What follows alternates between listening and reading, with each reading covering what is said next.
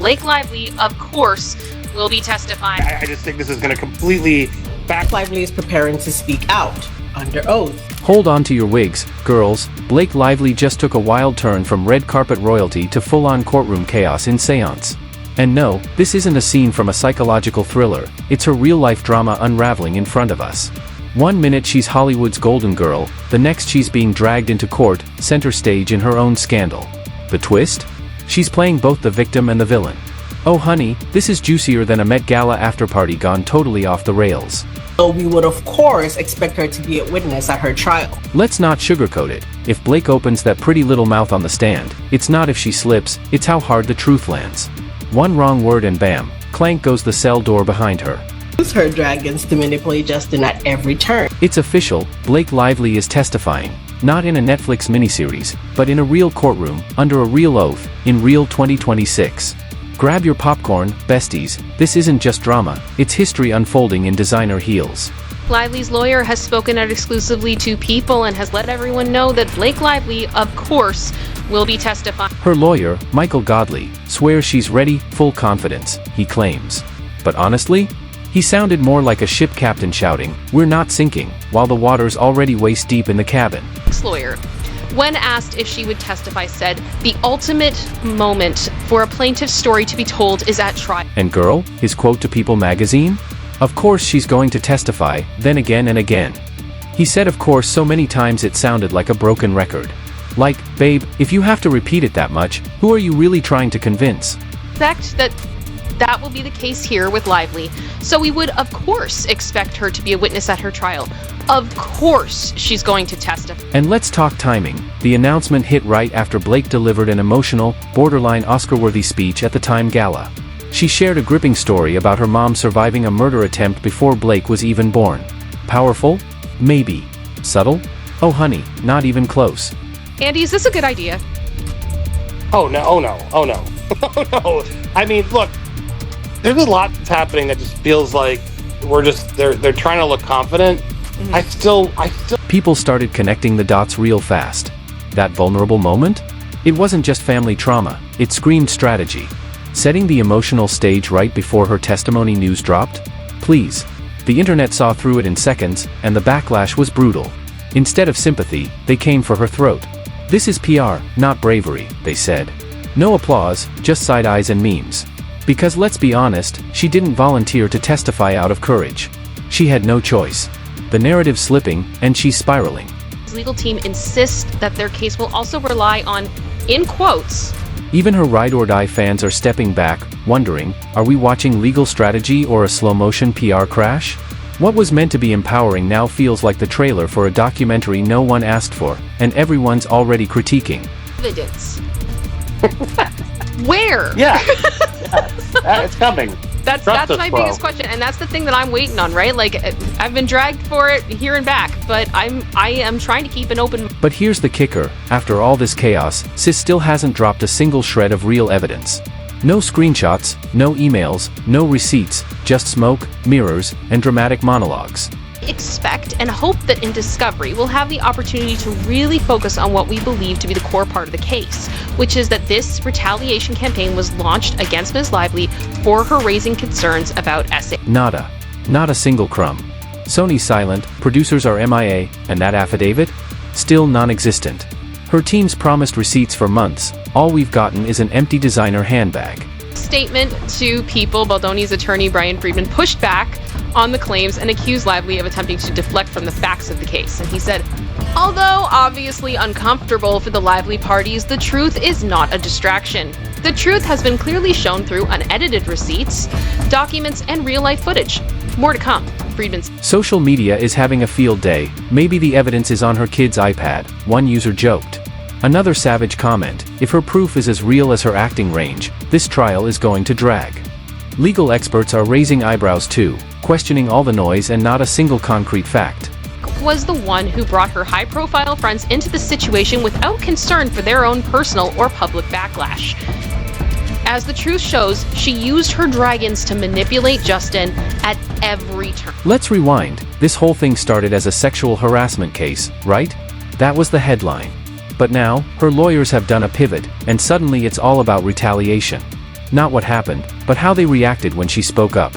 From "I was harmed" to "they were mean to me." Legally, that's weak. Tony's lawyer said, "Let's live stream your testimony in front of Madison Square Garden." And that's what he... And her lawyer straight up said it. The case is now about the retaliation campaign, not the incident itself. It's all about the aftermath. Like suing someone for ignoring your email instead of addressing why you even sent it. Girl, what are we doing here?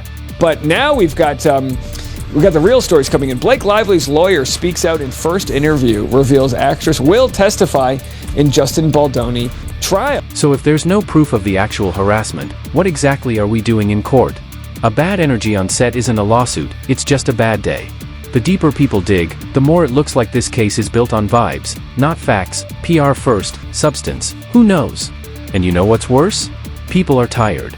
The public's over these big celebrity statements with zero follow-through. Blake's camp keeps teasing a courtroom bombshell, but it's always just crickets. They're playing the "wait for trial" card like it's a royal flush. Spoiler. It's not, it's an empty deck. So yeah, Blake will testify. Her lawyer's practically saying it. Of course, of course, of course. But here's the thing, each day they stall on evidence, the laughs get louder. This isn't about people disbelieving her, it's that they think she doesn't believe herself. Because if she did, wouldn't we have something by now? A blurred document, a redacted text, anything. But no. Just more tears, more drama, and zero proof.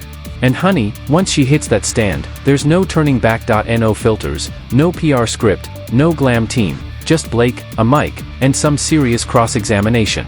If she brings the same recycled magazine quotes and vague trauma speeches, that courtroom won't just witness a meltdown, it'll see a career implosion. And just when you thought this mess couldn't get more chaotic, enter Ryan Reynolds, which says everything you need to know. This is now a game of legal chicken. And Reedman? He's not flinching. He's got the real receipts, documents, screenshots, names, the whole shebang. Unlike Blake's side, which keeps dropping dramatic breadcrumbs for magazine covers, Furry Man is playing the long game. When he drops his bombshells, it'll be in court, unfiltered, unedited, under oath. And that's what makes this terrifying. While Blake and Ryan are posting curated content and dodging depositions, Furry Man is quietly building a trap, not for likes, but for legal victory. Once this hits trial, there will be no more sound bites, no more sympathy spins. Blake and Ryan, Hollywood's golden couple, will have to face hard questions in a real courtroom, with a real judge. And no, this won't be live-streamed like Johnny and Amber, but let's be honest, the public's watching every headline, every shaky clip, every sniffle and sarcastic sound bite. This is the sequel to Death Eva Heard, and the stakes are way higher. Sure, reputations are on the line, but also corporate liability and potential career-ending fallout. And right now, it's crystal clear who's holding the match. Blake's team swears they're not turning this into a celebrity circus, that they don't want to parade every famous person who's ever crossed paths with Blake or Ryan. But babe, you built the tent, invited the guests, and sold the front row tickets. Blake's name-dropping spree, Taylor Swift, Hugh Jackman, Gigi Hadid, wasn't just casual mention. These are celebrities she roped in during interviews and PR appearances directly tied to this case. And now they're shocked that Baldwin's team wants to subpoena them? Please. Let's talk about Taylor Swift, allegedly involved in the film soundtrack. Not just a casual nod, but insiders say she had a direct hand, real creative input, but now Blake's camp is acting like she just showed up for a latte. The internet's not that dumb. Fans have already dug up receipts, old tweets, behind-the-scenes clips, and they're connecting dots faster than Blake's PR team can issue statements. And here's the real kicker, while Blake's team wants to subpoena 5 years of Baldwin's private text messages, yes, 5 years of his life, suddenly, when someone suggests maybe Taylor or Hugh should testify, that's too far. Suddenly, it's invasive.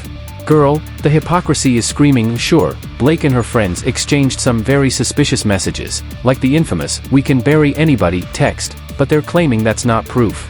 Okay, but if that's not proof, then Baldwin's text shouldn't be either. Pick a lane, because the public's not fooled, they're watching this like a prestige HBO legal drama, except in this version, Blake's misunderstood heroine arc is falling flat hard. So here we are. The clock's ticking, the trial looms, and everyone's eyes are locked on one person, Blake Lively. The internet's foaming at the mouth, and not in a good way. People are bracing for that viral courtroom moment. Asterisk, you can almost hear the TikToks being edited in real time. Creator Elsie from Found and Find Out has basically turned Blake's PR collapse into a miniseries. She's dissecting Blake's interviews like they're a forensic case, breaking down everything from body language to the tone of her voice. One of Elsie's clips mocking Blake's "two things can be true at once" line went viral, with the top comment reading, "As soon as I hear that phrase, guilty." It even ended up on For You pages of people who don't even care about celebrity gossip. That's how deep this goes, and honey, the Amber Heard comparisons are coming in hot. Forums, Twitter threads, YouTube reactions, people are saying the same thing: Blake isn't seeking justice, she's seeking sympathy. There's a big difference. People have even started calling her Amber Heard 2.0, to the point that if you set up a Google alert for that name combo, your phone would never stop buzzing.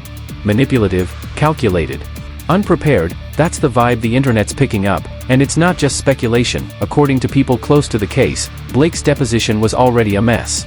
And we're not talking a few tears, we're talking full-on breakdowns, dodging questions, over-explaining, and melting down, all without cameras and without a jury. Now, imagine that same energy, but in front of a federal courtroom, with a judge, cross-examination, and millions of people ready to dissect every stammer, every awkward silence.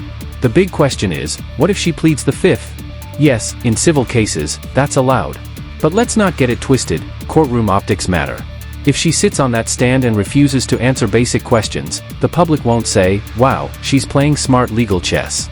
They'll say, "She's hiding something." Because this trial isn't just happening in court, it's playing out in real time on timelines, in comment sections, on TikTok loops. And people aren't rooting for her. They're waiting for her to crumble. Sympathy? That tank ran dry months ago.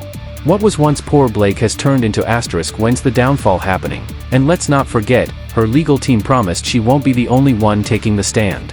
So who else is going to risk their reputation for this mess? That's where it gets even scarier.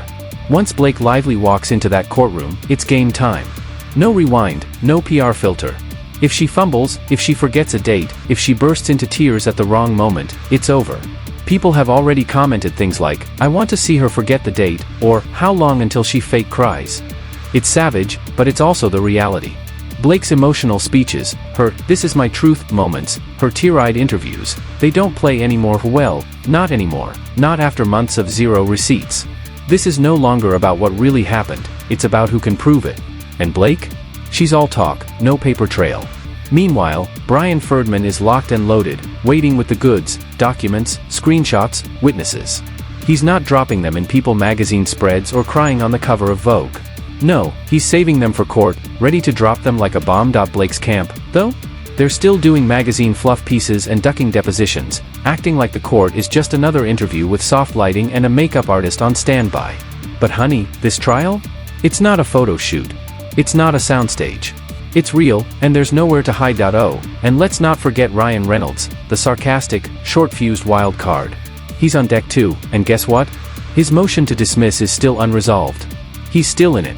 If he doesn't testify, that's going to look really bad. If he does, he might have to explain how a petty caricature of Justin Baldoni turned into a Disney-backed feature film. That's not cute. And Disney? Don't even get me started. If they knew and still bankrolled it, we're talking lawsuits, SEC investigations, and stockholders screaming bloody murder. Blake and Ryan's courtroom rumor mess? It's about to get a lot messier. This could pull the Mouse House into a billion-dollar meltdown. And then there's the celebrity circus Blake swore she didn't want. But girl, you name-dropped Taylor Swift, Hugh Jackman, Gigi Hadid. What did you think was going to happen? You handed out front-row passes to the drama. Don't act surprised when subpoenas start flying. They even want to subpoena 5 years of Justin Baldoni's messages, yet when someone suggests questioning Taylor Swift, suddenly it's too much? Suddenly, that's not fair? Girl, the double standard is louder than a Swiftie stadium tour. Those messages, like the "we can bury anybody" line, look real bad, but her team keeps insisting it's not proof. Okay, so what is? Nothing's shown up. Still no screenshots, no producers backing her up, no Sony execs coming forward. And at this point, people are tired of the spin. This is season 3 of a courtroom saga, and the audience wants a payoff. Right now, Blake's character arc is tanking. She's gone from Hollywood sweetheart to a cautionary tale. If she gets on that stand and crumbles, it's game over. If she pleads the fifth? Even worse. No one will say, "Wow, what a queen protecting her rights." They'll say, "She's hiding the truth." And the worst part?